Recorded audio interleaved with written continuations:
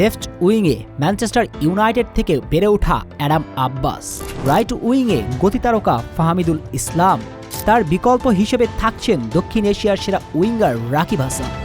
ডিবক্সের মাঝে টেভারের বিকল্প বিস্ময় বালক রোনান সুলিভান, এ যেন ইউরোপীয় কোনো ক্লাবের আক্রমণ ভাগ।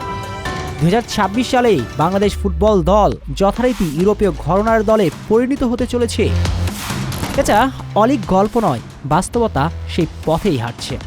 কারণ চলতি বছরে হাই প্রোফাইল কোচ তো বাংলাদেশ দলের সঙ্গে যোগ দিচ্ছেন, সঙ্গে ফাহিম সোহেল রানাদের পরিবর্তে যোগ দিবে এক ঝাঁক অরিজিন ফুটবলার। এশিয়ার পরিমণ্ডলে যে কোনো দলের সঙ্গে লড়াই করার সক্ষমতা রাখবে বাংলাদেশ।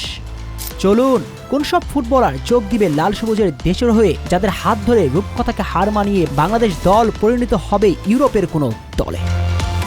বাংলাদেশ জাতীয় ফুটবল দলে এই মুহূর্তে হামজা সুমিত জায়ানদের মতো ফুটবলার আছেন, তবে ফাহিম সোহেল রানারা এই দলে ঠিকঠাক মানানসই নয়। ঠিক এই জায়গাগুলোতে রিপ্লেসমেন্ট আসা দরকার। আর ফয়সাল আহমেদ ফাহিমের জায়গাতে বাংলাদেশ দলে জায়গা করে নিচ্ছে Adam Abbas. Manchester United academy থেকে উঠে আসা এই ফুটবলারের খেলার মাঝে আছে পুরোটাই ইউরোপীয় ছোঁয়া। উইং দিয়ে কাটব্যাক করে আক্রমণে উঠলে মনে পড়ে যায় বায়ার্ন মিউনিকের তরুণ উইঙ্গার অলিসের কথা। তার খেলার মাঝে অলিসেরই যে ছায়া।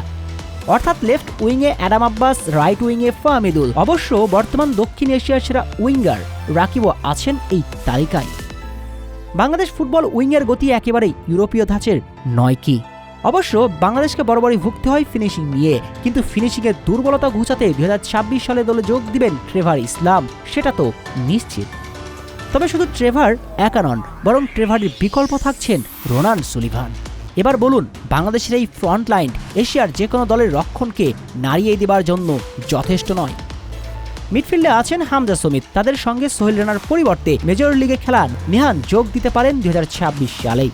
রক্ষণদুর্গ সামলাতে আসছেন জিদান ইউসুফ, তার সাথে জায়ান এবং দক্ষিণ এশিয়ার সেরা ফুলব্যাক বিশ্বনাথ। একেবারে ইউরোপীয় মানের গতিশীল ফুটবল দল দেখবে পুরো বিশ্ব।